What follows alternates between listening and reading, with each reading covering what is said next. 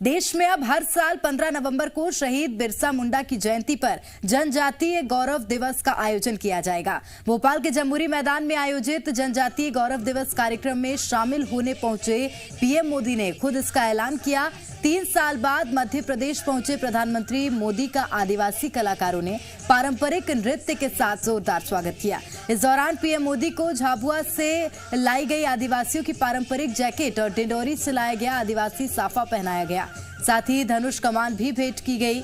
पद्मश्री से सम्मानित आदिवासी महिला कलाकार भूरीबाई भी पीएम मोदी के मंच पर नजर आई और उन्होंने प्रधानमंत्री को एक पेंटिंग भेंट कर दी।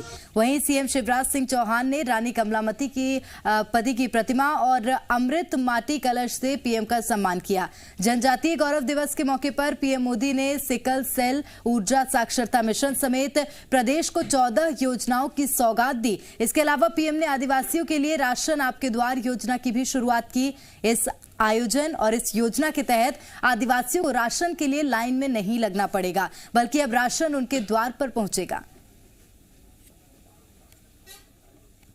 तो प्रधानमंत्री नरेंद्र मोदी आज मध्य प्रदेश के दौरे पर आए और उन्होंने जनजातीय समाज के लोगों को कई सौगातें दी और इसी के साथ रानी कमलापति स्टेशन का लोकार्पण किया। वर्ल्ड क्लास स्टेशन है रानी कमलापति, जिसका लोकार्पण प्रधानमंत्री नरेंद्र मोदी ने किया और मुख्यमंत्री शिवराज सिंह चौहान के कामों की सराहना की। सर्कल ध्वनि के रूप में जरूर मिलनी चाहिए इस महत्वपूर्ण शुरुआत के लिए। मध्य प्रदेश सहित देश के तमाम हिस्सों में जनजातीय गौरव दिवस जैसे हम गांधी जयंती मनाते हैं, जैसे हम सरदार पटेल की जयंती मनाते हैं, जैसे हम बाबा साहब अम्बेडकर की जयंती मनाते हैं, वैसे ही भगवान बिरसा मुंडा की 15 नवंबर की जयंती हर वर्ष जनजातीय गौरव दिवस के रूप में पूरे देश में मनाई जाएगी।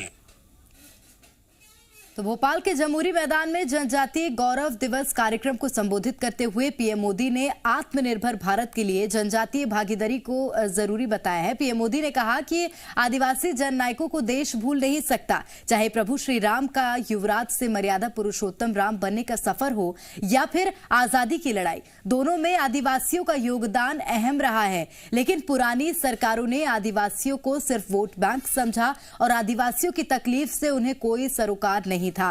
कांग्रेस पर निशाना साधते हुए पीएम मोदी ने कहा कि सिर्फ अपने स्वार्थ के लिए आज तक आदिवासियों के स्वर्णिम इतिहास को छिपाया गया, लेकिन आज आदिवासियों को वाजिब सम्मान मिल रहा है और आदिवासी समाज देश के साथ आगे बढ़ रहा है।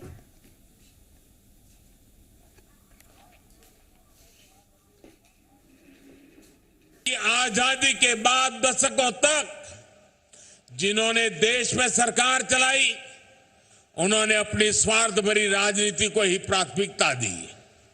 देश की आबादी का करीब करीब 10% होने के बावजूद दशकों तक जनजातीय समाज को, उनकी संस्कृति, उनके सामर्थ्य को पूरी तरह नजरअंदाज कर दिया गया।